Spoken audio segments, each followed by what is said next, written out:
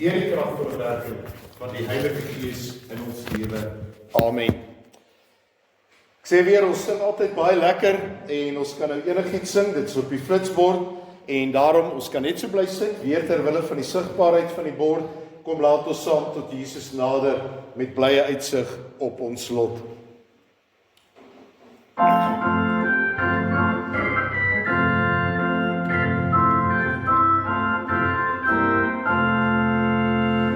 Kom laat ons saam tot Jesus nader met blye uitsig op ons lot.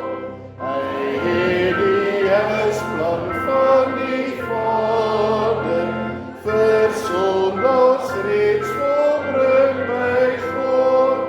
Sy werk van goddelike waarde, die eeuwe deur met hom verwaag, het hy volbring, lof en al aarde, lof om die lam rots geslag. O Jesus het verlossingsdade, bevry ons van die sondestraf, het God behaag en in genade, wend hy sy oordeel van ons af, nooit kan ons deur ons eie strewe, self voor die heil gereg bly staan. Die kruis die bom van lewe, het in ons kort weer op laat gaan. Ons wil in nederig by ons lewe, die volg waar ons ook mag lei, aan die o Heere offerewe, en aan die dienst steeds toegewy. Spreek deur ons woorde, rig ons dade, voleindig gee dat deur die krag. Die heerlik werk van Gods genade in ons volbring word dag na dag.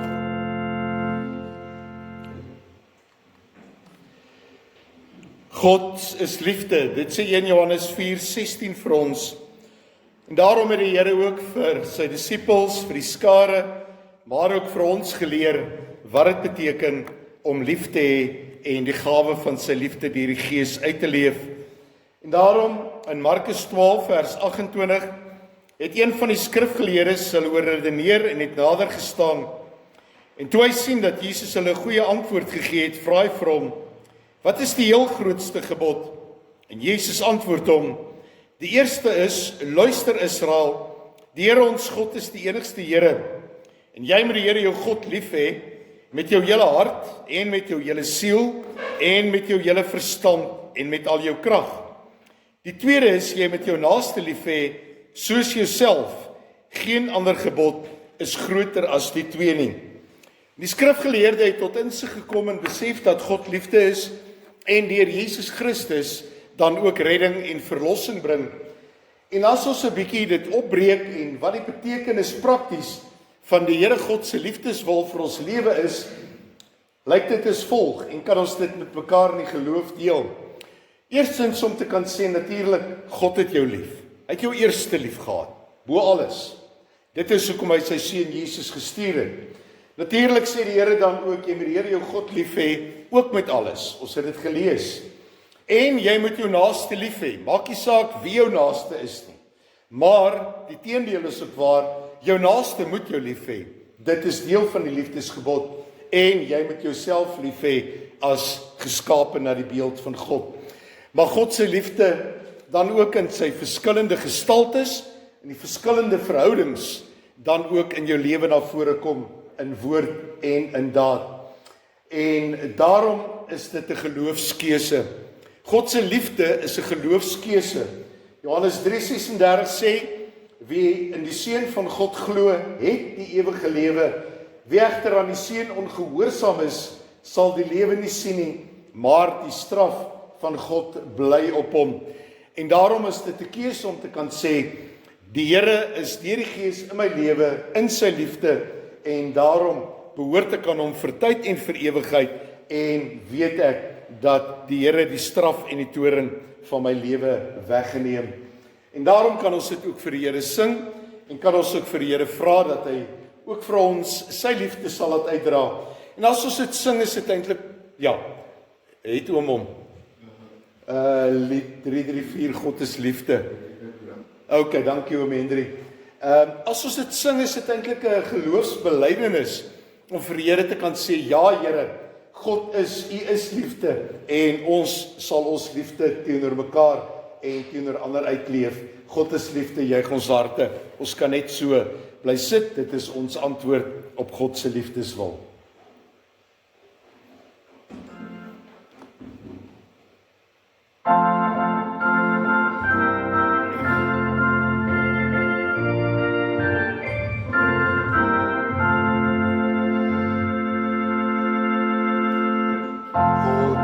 Liefde, juig ons harte, en bedank wat liefde doen, dat hy ons sy Seun gestuur het, om ons sonde te versoen.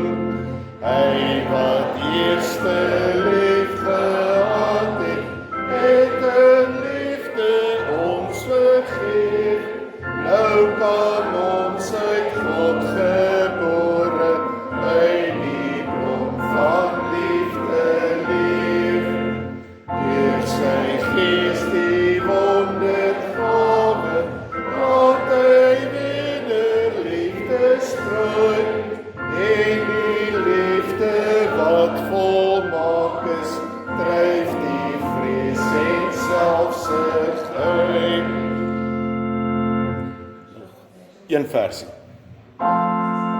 As die Vader in sy liefde, dan die sondaar maak tot kind, maak sy Seun al meer gestalte in ons doen en laat vind.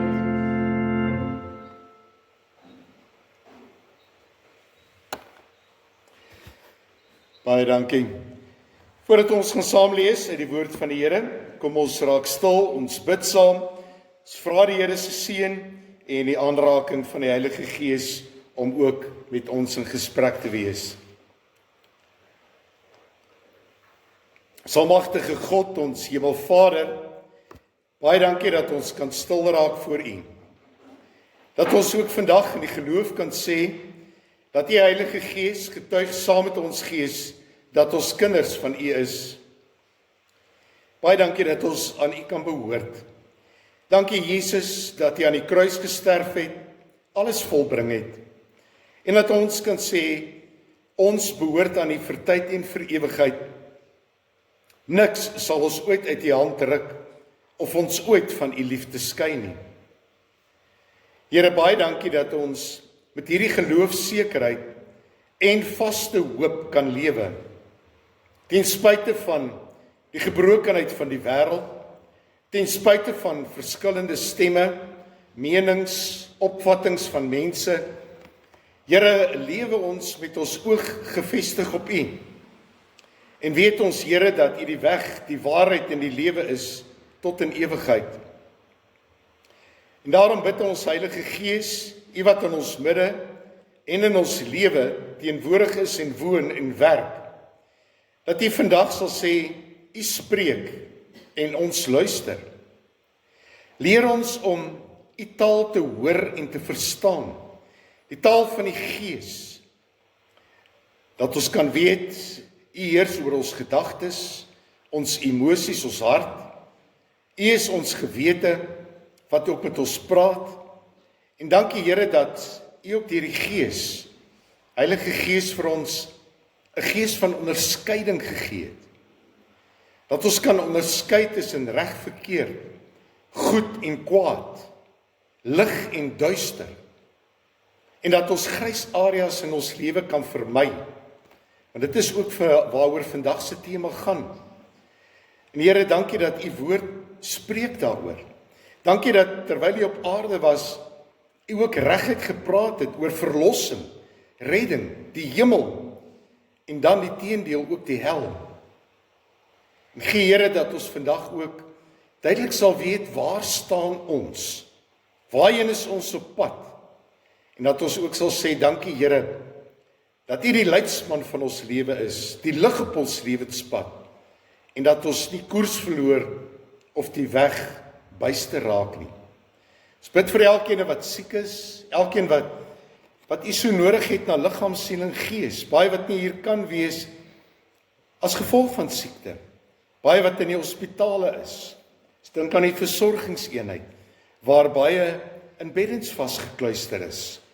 Ons bid vir genade. Ons bid Here dat Here sal aanraak deur die Gees. Dankie ook Here vir Palms bediening wat ons ook hoor wat kan uitbrei en ook u woord na hulle toe bring wat in 'n bed lê of met vakansie is of ergens net 'n behoefte het om net weer te kan stil raak rondom u woord en te kan sê Here, ek wil net weer luister, want u woord is 'n ewige woord, Gees geïnspireerd, en daarom kan ons net sê Here, dankie vir die krag van geloof en gebed en die krag van u woord. Heilig dit aan ons harte, omdat u heilig is. Amen. Ons lees vandag 2 gedeeltes. Sluit aan by verlede week se boodskap. Ek gaan net 3 verse daar uit lees. Ek begin daar by Romeine 8. Ons het verlede week uit hierdie gedeelte gelees, maar ons het gefokus op die een kant, en dit is die Heilige Gees wat in ons woon, wat ons rig na die hemel toe. Ons kom nou weer daarby, maar ek lees vers 6, 9 en 13. Vers 6 sê vir ons, die dinge waarmee die sondige natuur van die mens om besig hou, loop uit op die dood, maar die dinge waarmee die Gees om besig hou, bring lewe en vrede, lewe en vrede. En dan vers 9, julle word egter nie deur julle sondige natuur beheers nie, maar deur die Gees, want die Gees van God woon in julle. As iemand die Gees van Christus nie het nie, behoort hy nie aan Christus nie. En vers 13 wat sê, as julle julle lewe deur die sondige natuur laat beheers, gaan julle die dood, dis die ewige dood tegemoet. Maar as julle deur die Gees 'n einde maak aan julle sondige praktyke, sal julle lewe. En daarmee saam lees ons dan Lukas 16. Lukas 16, ek blaai net soontoe, vers 19. Lukas 16, vers 19. Die gelykenis van die ryk man en Lazarus. Daar was 'n ryk man wat duur en deftige klere gedra en elke dag feestelik en weelderig geleef het. En daar was 'n arm man met die naam Lazarus wat by die deur van die ryk man gelê het in die hoop dat hy van die oorskiet van die ryk man se tafel te ete sou kry. Hy was oortrek van die swere en selfs die honde het daaraan kom lek. Toe die arm man te sterwe kom, is hy deur die engele weggedra na die ereplek langs Abraham. Die ryk man het ook gesterwe en is begrawe. Toe hy in die doderyk in pyn verkeer, kyk hy op en sien vir Abraham daar in die verte en vir Lazarus langs hom en hy roep, Vader Abraham, ontferm u oor my. Stuur tog vir Lazarus dat hy net die punt van sy vinger in water steek en my tong afkoel, want ek ly verskriklik in hierdie vuur. Maar Abraham sê, my kind, onthou dat jy in jou leeftyd altyd die goeie gekry het en Lazarus die slegte. Nou gaan dit hier goed met hom, maar jy word gepynig. En buitendien is daar 'n groot kloof tussen ons en julle, sodat die wat hiervandaan wil oorgaan na julle toe nie kan nie, en seker ook nie wil nie, en die wat daar is ook nie na ons toe kan oorkom nie. Toe sê hy, ek smeek u dan Vader, stuur hom tog na my pa se huis toe. Ek het nog 5 broers, laat hy hulle dringend gaan waarsku, sodat hulle nie ook in hierdie plek van pyniging beland nie. Maar Abraham sê, hulle die woorde van Moses en die profete, laat hulle daarna luister. En hy antwoord egter, nee vader Abraham, maar as iemand uit die dood na hulle toe gaan, sal hulle bekeer. Maar hy sê vir hom, as hulle na Moses en die profete nie luister nie, sal hulle nie oortuig word nie, en sal al staan iemand ook uit die doodheid op. En dan, die tema daarso is dan net so ook dat die hel 'n werklikheid is. Kom ons fokus vandag daarop. En daar is die prentjie van die twee paaie, die pad wat na die hemel toe lei en die pad na die verderf. Ek sê weer, kom ons sluit net baie kortliks by verlede Sondag se boodskap aan, nie om dit te herhaal nie, maar net in 'n paar sinne net weer op te som. Ek sê weer, ons het gelees uit Romeine hoofstuk 8, waarin ons gefokus het om te sê, die Heilige Gees woon in jou. Gaan lees dit maar weer, verskeie verse wat sê, die Heilige Gees leef in jou, sodat die Heilige Gees saam met jou gees getuig dat jy 'n kind van God is. En as die Heilige Gees in jou is en getuig van jou kindskap, dan het jy die lewe en jy is verseker van die lewe saam met Christus, omdat jy saam met hom opgestaan het, saam met hom leef tot in alle ewigheid. Met ander woorde, daai geloofsekerheid om te kan sê, jy gaan hemel toe. Baie prakties gestel, jy is op pad hemel toe. Die Here is die weg, die waarheid en die lewe, en jy sal by die Vader in die hemel uitkom, saam met die geliefdes wat reeds daar is, omdat jy glo en omdat Jesus Christus jou verlos het.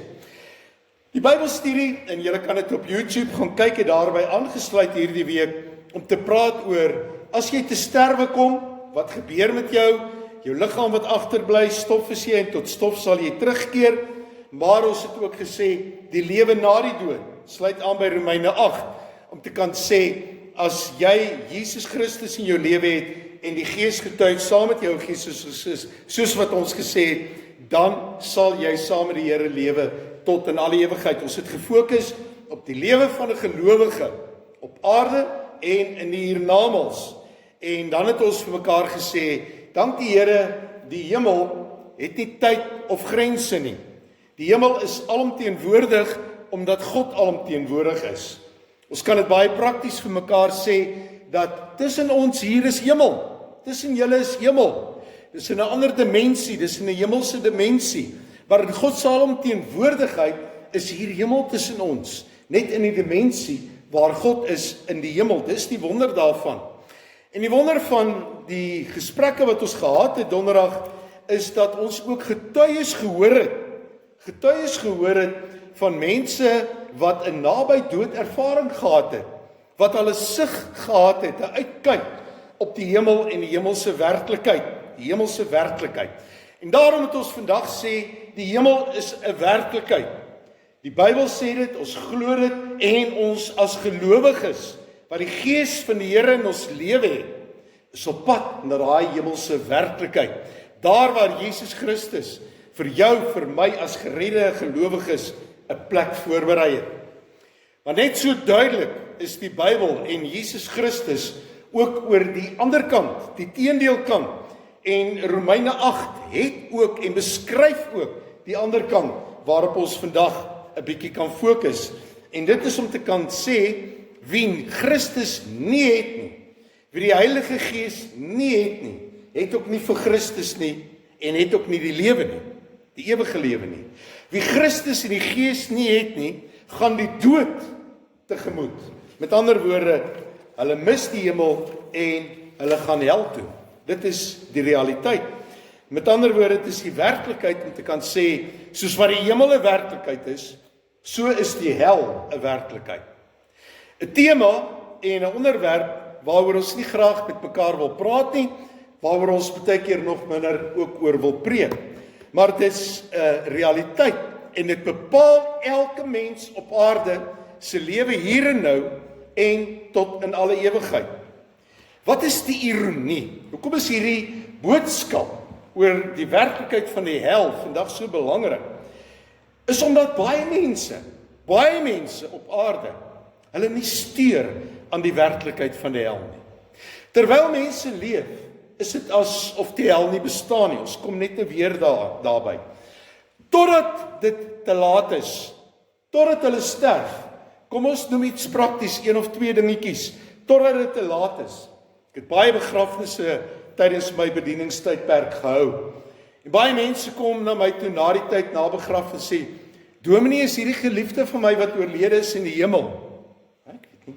God is regverdig, ek kan maar net sê, hy oordeel regverdig, en al boodskap wat ek gebring het, so om te sê, wat gaan in jou lewe aan? Is jy op pad na die hemel toe? Ek weet nie waar is jou geliefdes nie. Maar een ding wat ek altyd so 'n bietjie met 'n tong in die kies sê, ek het nog net goeie mense begrawe. Ek het nog net goeie mense begrawe. Nou as jy, en dis amper 'n vraag wat ek toe gehad het toe ek die boodskap uitgewerk het jy al ooit 'n begrafnisdiens bygewoon waar die predikant miskien iets gesê het dat hierdie persoon wat oorlede is waarskynlik in die hel is? Het julle al? As julle dit gehoor het, asseblief kom vertel my, want dit gaan 'n uitsondering op die reël wees. Want al wat ek gehoor het nog deur my hele lewe is begrafnispreke van dis net goeie mense wat doodgaan. En ja, die naweek was dan nou weer 'n klomp groot koppe gewees wat oorlede is en dis net goeie mense, maar kom ons los dit daar.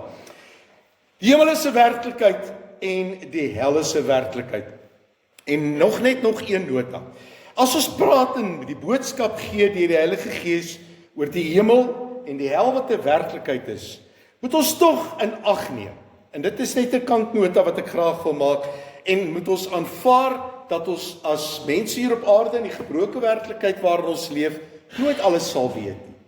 Ons was nog nie in die hemel fisies vir 'n tyd om te kan sê dis hoe die hemel is nie en dis hoe dit daar lyk nie. Dit is wat 1 Korintiërs 13 sê. Ons kyk in 'n dowwe spieël, 'n raaiselagtige beeld. Ons sien nog nie die volle werklikheid van die hemel nie. Ons ervaar dit in ons gees. Ons weet dis 'n werklikheid wat die Here vir ons gaan voorberei het, maar ons sal eendag van aangesig tot aangesig sien. Ons sal eendag alles weet en ons sien uit daarna om alles te weet en die wonder van die hemelse heerlikheid te kan gaan ervaar. En daarom is dit belangrik om te kan sê, hierdie gees van onderskeiding en hierdie duidelike twee skeiding om te kan sê hemel en hel is en bly 'n werklikheid. Al weet ons nie alles nie, ons weet waarheen is ons op pad. Maar weer aangesluit by die ironie van baie mense wat die werklikheid van die hel ontken, is daar verskillende redenasies daaroor. Julle het al almal gehoor. Kom ons probeer net so 'n paar opsom waar mense nie iets met die hel te doen wil hê en met die duiwel en sy bose magte nie. Die eerste redenasie wat ons baie al gehoor het, om te kan sê God is 'n God van liefde. Natuurlik is hy 'n God van liefde. Maar hy is ook 'n regverdige God. Maar baie sê omdat hy 'n God van liefde is, kan daar nie 'n hel wees. Hy sal nie mense na die hel toe stuur nie. Mense is geskape na sy beeld, na sy gelykenis. Dis alles waar. Maar die verskil is, aanvaar jy Jesus is verlosser en saligmaker. Dit beteken al is hy 'n God van liefde, is hy ook 'n regverdige God. En baie mense sê ja, die hel bestaan nie. Die hel bestaan nie omdat dit net 'n bangmaak storie is. 'n Bangmaak storie waarmee predikante in die Bybel en prediking en baie goed net mense wil bang maak omdat hulle tot bekering moet kom. Jy weet, baie keer het ons veral in ons opleiding vir mekaar gesê, dit gaan oor hierdie bangmaak preke amper. Hierdie hel en vuur preke. Pas op, jy's op pad hel en vuur toe. Het jy tot bekering gekom? Kom vorentoe, laat ons vir jou kan bid. En dan sit hierdie emosionele bekerings wat mense baie keer het. Want hulle het so groot geskrik vir die hel en vir die vuur, dat hulle sê, okay, goed, bid vir my dat ek tog net nie in die helse vuur mag beland nie. En daarom sê baie mense, is dit hierdie hel en vuur preke om mense en ook kinders bang te maak. En dit is nie waaroor dit gaan nie. En baie mense, en ek het een keer daaroor gepreek, sê, die hel het ons op aarde. Ja, ons het baie hel op aarde, ons kry baie swaar, ons baie lief en leed, en ons almal ervaar het. Maar ja, dit is die werklikheid van die gebrokenheid waarin ons leef. En daarom sê die Here ook vir ons, in hierdie wêreld sal julle dit moeilik hê, maar wees verseker ek het die wêreld oorwin. So al het jy 'n bietjie pyn en lyding, en al kry jy swaar, is Dis tydelik, sê die Bybel, en daarom sal jy ewig die heerlikheid dan ook saam met die Here deel. En dan is daar ander mense wat anders bietjie dink oor die hemel en die hel en die oorgang van die dood na die ewige lewe toe, te kan sê, maar ek dink daar's 'n vaafvuur. 'n Vaafvuur. Jy hoor dit baie keer in van die kerke wat sê daar's 'n vaafvuur. So ek het daarom nog so 'n bietjie 'n gap, soos hulle sê, ek het so 'n bietjie 'n kans om te kan sê, daai bietjie punte in my lewe wat nog bietjie afronding kort sal bietjie wegbrand en dan sal ek maar hemel toe gaan, want daar's net die hemel. Die vaafvuur sal my so bietjie suiwer en my bietjie skoonbrand. En baie mense sien die dood maar net doodgewoon as 'n rustoestand, 'n slaaptoestand, en daarbey aangesluit die voorlaaste een om te kan sê, daar's baie mense wat net lewe na die dood ontken. Jy lewe op aarde, solank soos wat jy leef, as jy dood is jy dood, klaar, oor en uit. Daar is nie lewe na die dood nie. Dit is agnosties, mense wat dit ontken, en mense wat aan die ander kant ook sê, daar bestaan miskien iets soos reïnkarnasie. My pa het 'n vriend gehad wat geglo het in reïnkarnasie, en toe gaan eet hy ergens en daar's 'n hoender op die tafel. Sê hy gaan nie die hoender eet nie want dis reïnkarnasie. Toe sê hy, ag moenie worry nie, is my neef man, jy kan hom maar eet. Hy het gereïnkarneer. So ja, verskillende maniere en standpunte waar mense die hel ontken, waar mense die werklikheid van die hel ontken en dan baie keer op die verkeerde pad is en nie regmaak met die Here terwyl hulle lewe nie. Ek lees 'n stukkie van 'n kerkhistorikus, Martin Marty, ek hoop ek spreek dit reg uit. Martin Marty, hy het 96 jaar oud geword, 'n Amerikaner. Hy was van die Lutherse kerk in Chicago, baie navorsing gedoen, baie boeke geskryf, jy kan dit gaan Google as jy wil. En hy het navorsing gedoen oor 100 jaar en nie een navorsingsstuk gekry of 'n boek wat gepubliseer is in daai tyd om oor die hel te praat nie. En baie oor die hemel, baie oor geloof en baie oor die kerke wat hy gekry het, maar niks fisies oor die hel en die werklikheid van die hel nie. En hy het tot die konklusie gekom en gesê, hell disappeared and no one noticed. Die hel het verdwyn, weg. En niemand kom dit agter nie en niemand skryf daaroor nie. Maar die hel is 'n werklikheid. Die hel is 'n gebied, kan ons vandag prakties vir mekaar sê op grond van die Bybel, waar Satan eintlik maar regeer. Waar Satan en sy bose magte is en daar 'n gebied het wat ons noem en wat die Bybel noem die hel, waar Satan en sy bose magte en almal wat hel toe is, ons kom net nou weer daarby, waar hulle saam in die hel is. Ons kan die hel ook noem God se Alcatraz, waarheen hy mense stuur, buite die mure van die stadspoorte, waar hy sê die Gehenna, daar waar dit brand, daai ashope wat brand, dis daai plek waar God nie wil wees nie. Dis daai plek, die Alcatraz, die Gehenna, waar die hel dan ook is. En dan, net soos wat die hemel ewig is, ewig, soos die hel ook ewig. Die hel is nie iets waaruit jy kan ontsnap, of 'n tronkstraf waarin jy net tydelike straf kry, 10 jaar, 20 jaar, en dan kan vrykom en 'n tweede kans kan kry. Jou kans is hier op aarde. Jy gaan nie 'n tweede kans kry nie. Jy kan nie sê soos die ryk man, hoorie so, ek hou nie van die hel nie, is daar nie 'n manier waarop ek kan oorgaan hemel toe nie. Want dis eintlik wat hy maar gevra het, gee my 'n tweede kans. En daar is nie 'n tweede kans nie. En hy het gebrand in die hel, hy het swaar gekry, en hy het gevra dat Lazarus bietjie net vir hom water moet bring in hierdie pyniging. Wat dan ook beteken dat hy kan nie sê, dit is te warm hier, gee my bietjie 'n breek, ek sal weer 'n ander dag terugkom nie. Dis ewig, dis sonder einde. En jy kan ook nie 'n boete betaal, 'n aflaatstelsel, om te kan sê, ek is jammer dat ek nie die Here aanvaar het, en ek betaal iets om uit te koop of af te koop, om uit die hel te kan ontsnap nie. Dit is net nie moontlik nie. Soos die hemel ewig is die hel ewig. En daar is Satan en sy bose magte en almal wat dan ook in die hel geëindig het. Jesus is baie uitgesproke oor die hel en die werklikheid van die hel. Want dit is tog hoekom hy aarde toe gekom het, om jou en my en mense te kom verlos van die hel, van die dood, die ewige dood. As Jesus nie gekom het nie, was almal op pad hel toe. Jy en ek, ons almal. Maar dankie dat Jesus gekom het om ons vry te maak van die hel en ons te verlos. As jy bietjie gaan kyk, en ek het so bietjie opgelees, 30% van Jesus se leringe handel dan ook oor die ewige oordeel en die hel. 2/3, 66% van al die gelykenisse wat Jesus vertel, handel ook oor die skeiding tussen hemel en hel. Skape, bokke, links, regs, lig, duister. Daar's nie 'n grys area nie. Daar's nie 'n vaarvuur nie. Ons het alles al genoem. Met ander woorde, die Here is uitgesproke direk oor die hel, die werklikheid van die hel, en dan ook Satan en sy bose magte. En daarom, ek dink baie keer is ons geneig om ook 'n bietjie die hel en Satan bietjie eenkant te skuif in ons lewe. Ek dink amper in ons tydperk, en ek dink in my ouers se tydperk ook, het baie mense in die kerk geredeneer om te kan sê, man, dis die duiwel uit.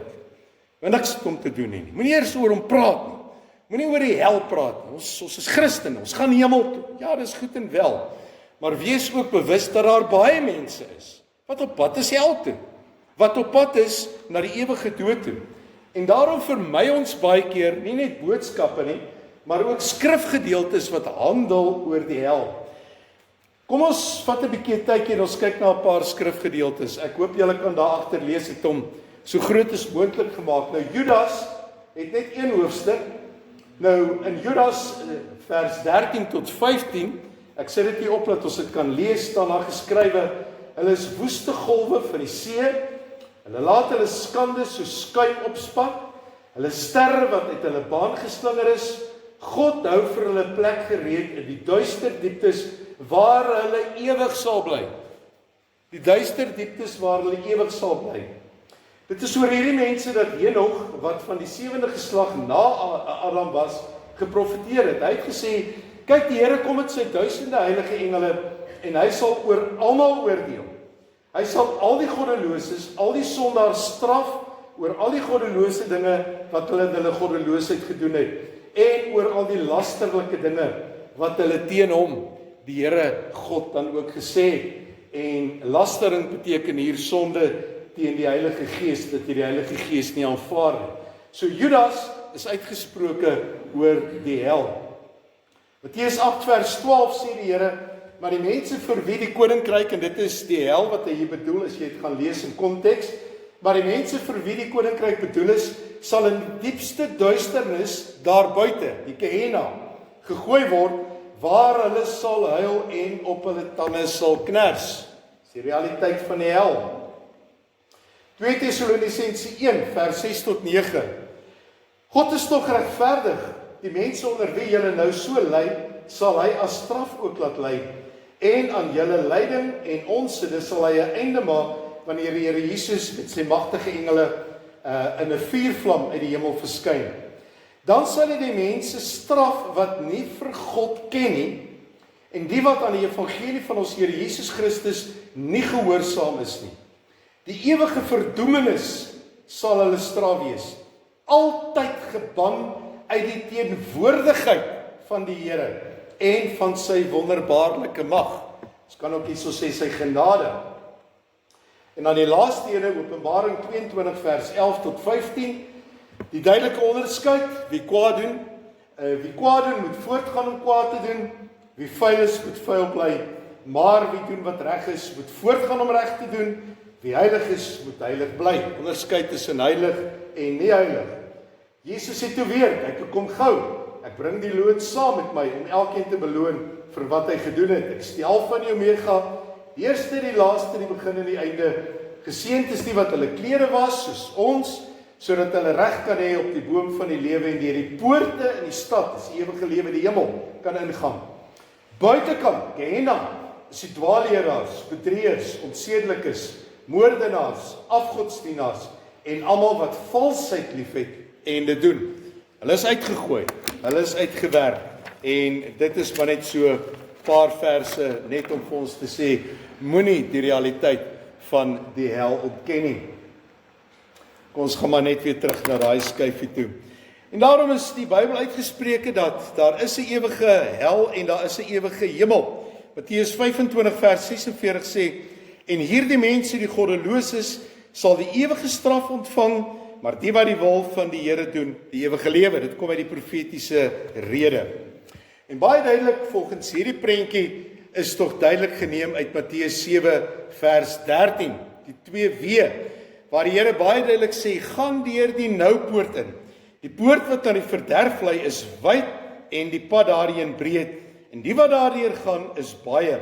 Maar die pad wat na die hemel toe lei is nou, en die pad daarheen smal, en die wat dit kry is min.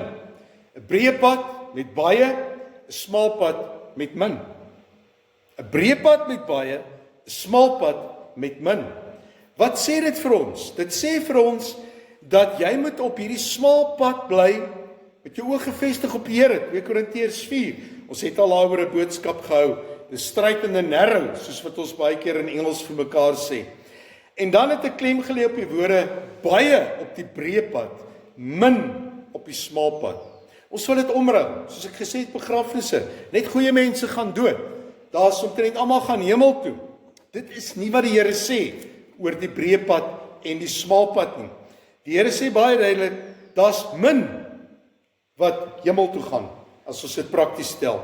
En daar's baie wat hel toe gaan. Dis 'n realiteit. Wat in beginsel in ons konsep waarin ons dink, vir ons moet sê, die hel is groter as die hemel. Dis hartseer, maar dis waar. Dis wat hier so staan. Die hel is groter as die hemel. Want ons baie meer mense op pad hel toe, as wat daar op pad is hemel toe. En dit is wat die Here dan ook sê vir ons in 2 Korintiërs 5 vers 10. Ons sal almal voor hom verskyn en dan die onderskeid tussen goed en kwaad. En ons het vir mekaar gesê, goed beteken jy behoort aan die Here, jy gaan hemel toe. Kwaad beteken jy het teen die Here gegaan, jy het hom nie aanvaar as verlosser en saligmaker nie, en dit beteken die hel. So die breë pad en die smal pad, al ken ons dit hoe goed, al lank van hierdie foto's in ons huis. Dink mooi daaroor na, want die praktiese vraag is, op watter pad is jy? Is ek? Wie is saam met my op daai pad? Wie is my reisgenote? Wie is my reisgenote wat ek rondom my het? My vriende, my familie. Is dit mense wat op die breë pad is of op die smal pad? Dit is belangrik met wie jy jou omring, met wie jy meng. Jy kan nie sê ek is op die smal pad en jy meng elke dag met mense op die breë pad. Jy kan ook nie van baan verwissel soos wat dit jou pas. Jy's of op die smal pad met mense saam met jou op die smal pad, of jy's op die breë pad met mense wat op die breë pad is. So dink mooi daaroor na om te kan sê, met wie meng ek my? Met wie hou ek my op? En met wie is ek deur mekaar, om dit so te stel? Wie is die mense wat rondom my is? Dis baie belangrik. En as ons na hierdie teksverse kyk en ons sê nog 'n woord verder, wat gebeur in die hel? Ek sê weer, ons kyk in 'n dowwe spieël, raaiselagtige beeld. Dan moet ons sê dat die mense in die hel is die mense, volgens die ryk man en Lazarus ook, wat alle hoop verloor het, alle geluk en alle genade van God verloor het deur Jesus Christus. Daar's nie meer genade nie, dis nou genade. Hier is genade. Hier is tyd. Hier is kans om reg te maak. Hier is God se liefde deur Jesus dan ook vir ons beskikbaar. So dis mense sonder hoop, sonder geluk en sonder genade. God se professor het hel beskryf as hell in a society at its worst. Dis die slegste van slegste. As jy gedink het baie keer is daar swamps en daar's plekke waar dit baie sleg gaan, dan is die hel 1 miljoen keer erger. En in die hel, dit sê die Bybel vir ons, is daar geen moraliteit. Daar's geen sedes en normes nie. Daar's nie 'n gewete nie, waardeur God in die Gees kan praat om jou te laat skuldig voel nie. Daar's nie meer 'n gewete nie. Dis gewetenloosheid wat in die hemel, wat in die hel geld. Om te kan sê geen moraliteit. So sonde gaan voort, verderf gaan voort, roekeloosheid gaan voort. Daar staan geskrywe in Openbaring, goddelose, sondaars, moordenaars, onsedelikes, alles, al die mense wat sleg gedoen het. Jy kan maar gaan in die hel daarmee. Dis wat jy op aarde gedoen het. Dis wat die mense op aarde doen. En die hel gaan hulle maar net aan daarmee. En dit is omdat daar geen moraliteit is nie. Maar die ergste van alles is, jy sal God se stem nie meer hoor nie. Jy sal daai genade roepstem, daai God wat klop aan die deur van jou lewe, hulle sal dit nie meer hoor nie. Hulle sal God se stem van liefde, wat jou roep en jou nader trek, dit sal hulle nie meer hoor nie. En dis die hartseer. Ek dink God is ook hartseer daaroor, want die Bybel sê vir ons, dit is nie die wil van die Here God dat een mens verlore moet gaan nie, maar dat almal gered moet word. So wat vandag se boodskap in aansluiting van verlede week vir ons sê, die hemel is 'n werklikheid, en een groot gebed wat ons verlede week en elke dag bid, is dat jou gees saam met die Heilige Gees getuig dat jy kind van God is, dat jy op die smaalpad is op pad na die hemel toe. En net so moet jy besef, is die hel ook 'n werklikheid, maar nie 'n boodskap vandag om jou bang te maak nie, maar 'n boodskap om vir jou in dankbaarheid te laat leef, dat jy nie, soos die oorgroter meerderheid in die wêreld, op pad is hel toe of reeds in die hel is nie, maar op die smaalpad met hulle wat uitverkies is, wat die Here aanvaar het, wat saam met die Here op pad is na die ewige lewe, vir wie die Here 'n woonplek gaan voorberei het in die ewige heerlikheid. En daarom mag die Here vir ons seën om hierdie boodskap ter harte te neem. Dat die dag is, ja, die dag is jy sterf en iemand moet vertel wie is jy, dat hulle met oortuiging en vrymoedigheid kan sê, jy's 'n goeie mens. 'n Mens wat die Here geken het, liefgehad het, gedien het in woord en daad. Dat hulle dit wat hulle sê, by jou begrafnis, die waarheid sal wees. En nie sal jok, soos by baie ander begrafnisse nie. Maar die dag, as hulle afskeid neem van jou, om te kan sê, ons het 'n kind van die Here verloor, maar dankie dat hierdie kind 'n plek in die hemel het, want dit is waar hierdie persoon is. En dit is waarin ons dink is ons geliefdes begrawe. Dis waar ek my pa en my ma sien, en dis waar ek weet, hulle is in die ewige heerlikheid. En daarom dank ek die Here, dat daar 'n smaalpad is waarop ons almal kan loop en op pad is na die ewige heerlikheid toe. Maar laat ons nie ontken dat daar ook 'n hel is nie.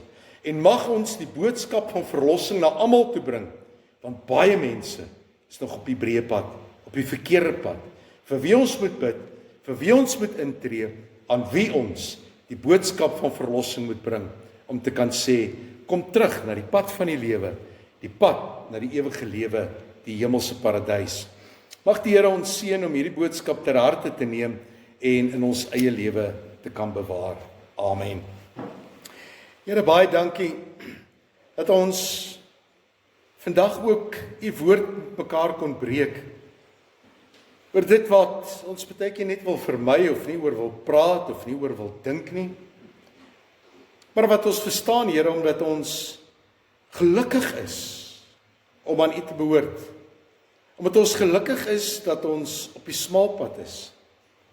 Omdat ons gelukkig is, omdat ons weet dat die hemel is die ewige heerlikheid waarin ons ook op pad is. Bid Here dat U ons sal seën op ons op pad wees, sonder twyfel, sonder onsekerheid, altyd met ons oog gefestig op U, met 'n dankbare hart, Here, dat ons kan sê dat U saam met ons as die herder van die lewe is.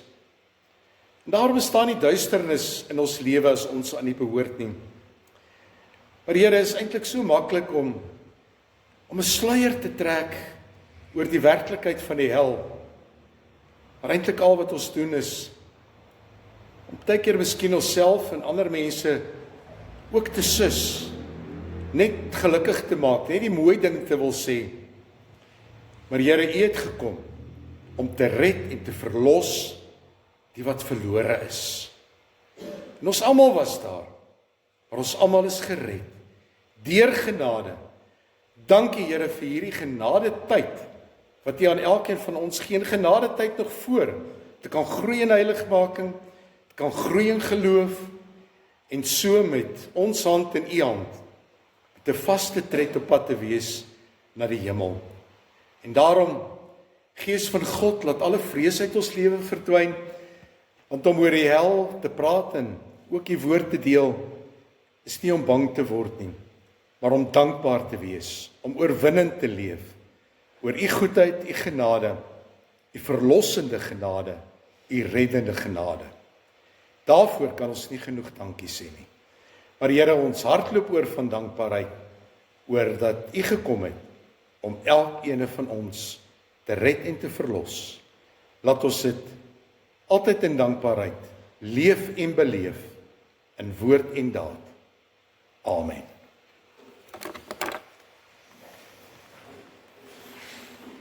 Ons dien die Here met ons offergawes.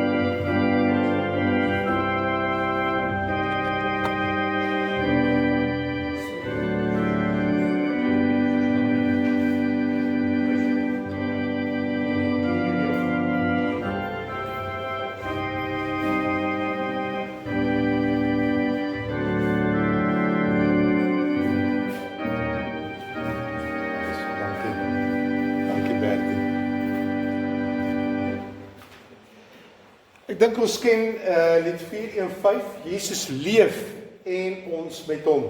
Dood wie sou vir jou nog bewe. Jesus lewe en daarom wek hy ons tot nuwe lewe. En ons het verlede week begin om na die uitspreek van die seun die huis toe gaan lied te sing. Here, ons God, as ons nou huis toe gaan, dit is om die brug te bou of die link te maak tussen waar ons nou is en waarheen ons op pad is vir die week, om weer by mekaar te kan wees volgende Sondag. Dit is 3 verse, ons kan maar net so bly sit, maar kom ons sing ons slotlied om te kan sê, dankie Here, u leef en ons met u. Ons kan maar net so bly sit.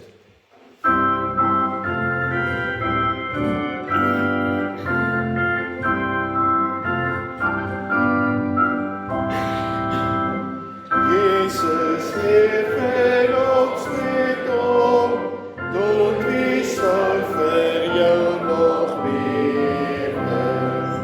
Jesus lewe en daarom wek hy ons tot nuwe lewe. Laat ons dan nie tot die vrees, hy laat ons oorwinnaar wees. Jesus leef verheerlik om, kyk in graffe omgevange. Jesus leef en ek met hom, weg is nou die doodse arm. Niet sluit hy die toekoms op, hy gee my 'n vaste hoop.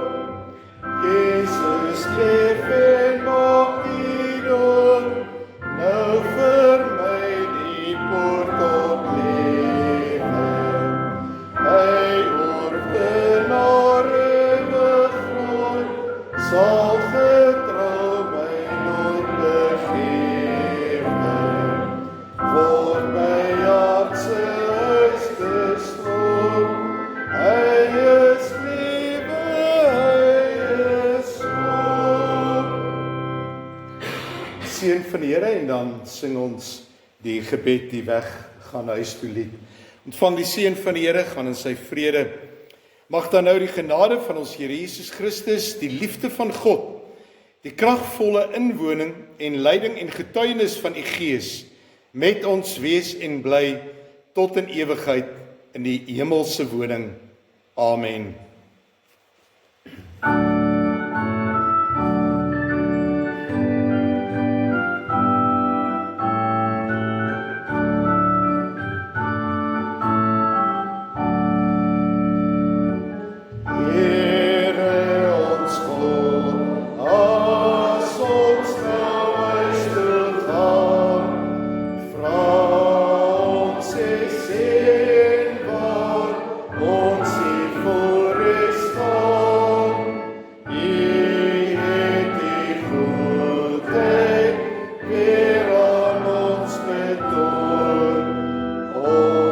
ons sal wees in die naam met guns bekroon. Ons bid tot U, o Vader, Seun en Gees, laat ons verander, word tot seën wees, maak ons getuies van U naam, o Heer, dat ook die wêreld U kan sien en eer. U wat in liefde altyd by ons bly, wees ons tog in ons lief en leed naby, sou daar beproewing oor ons pad kom Heer, maak ons volhardend in geloof. Amen. Baie dankie, mooi week.